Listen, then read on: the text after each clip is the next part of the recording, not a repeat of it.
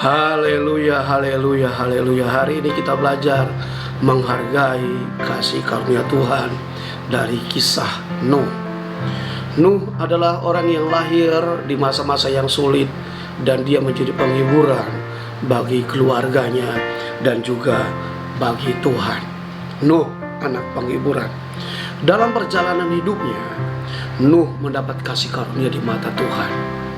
Kita lihat bagaimana keadaan hidup masyarakat pada umumnya pada zaman Nuh. Satu, anak-anak Allah melihat anak-anak perempuan itu cantik-cantik, melihat dengan nafsu birahi. Mereka melihat sesuai dengan selera mereka. Artinya apa? Egois, hanya untuk memuaskan nafsu saja.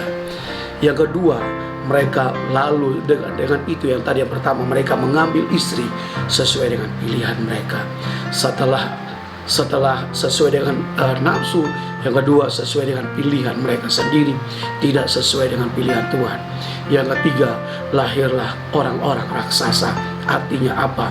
Orang-orang yang suka menganiaya, orang-orang kejam, atau dengan kata lain yaitu bully. Muncullah pembulian itu dari zamannya Nuh. Arti nama Nuh adalah sisa.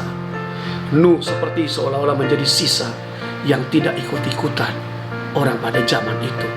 Nuh juga artinya adalah sabat atau istirahat.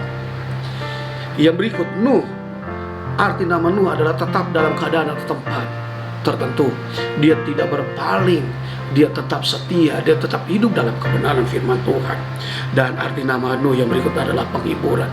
Dia menjadi penghiburan bagi keluarganya, bagi masyarakat, juga menjadi penghiburan bagi Tuhan.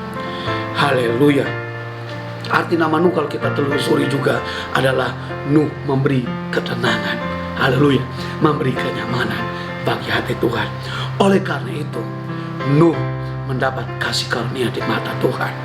Nuh juga adalah satu orang yang benar, orang yang tidak bercela, orang yang hidup bergaul dengan Allah di antara orang-orang sesamanya. Mari kita juga mau memiliki nilai-nilai kerajaan Allah di zaman akhir ini, tidak ikut-ikutan dengan orang lain. Kita tetap dalam kebenaran firman Tuhan.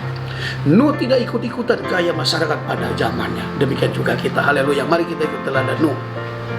Ia menjadi penghiburan bagi Allah. Ia tetap menjadi sisa yang terbaik. Ia tetap hidup dalam kehendak Allah.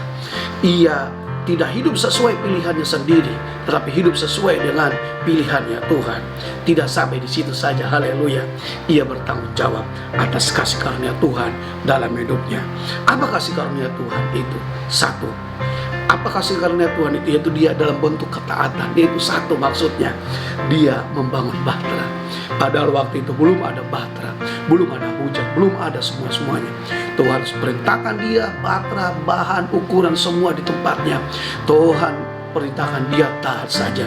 Yang berikut, setelah dia membangun bahtera sesuai dengan maunya Tuhan, yang kedua ketaatan berikut ada dia masuk ke dalamnya. Walaupun dia belum tidak mengerti, saudara, maksud saya dia tidak tahu apa-apa, dia tetap membuat bahtera dan dia masuk ke dalamnya.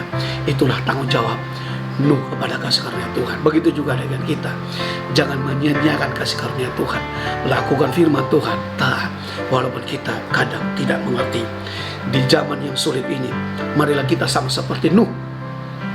Walau kita mendapat kasih karunia Tuhan, kasih karunia Tuhan itu gratis. Tapi dengan gratisnya kasih karunia Tuhan, keselamatan, kita harus mempertanggungjawabkannya dengan hidup mengasihi Tuhan, dengan taat kepada perintah-perintahnya, hidup sesuai dengan maunya Tuhan, bukan maunya kita sendiri. Haleluya. Puji Tuhan. Mari hargai kasih karunia Tuhan dengan tetap hidup dalam ketaatan firman Tuhan. Puji Tuhan. Saya Soleman Lebih Tanuki. Mari kita makin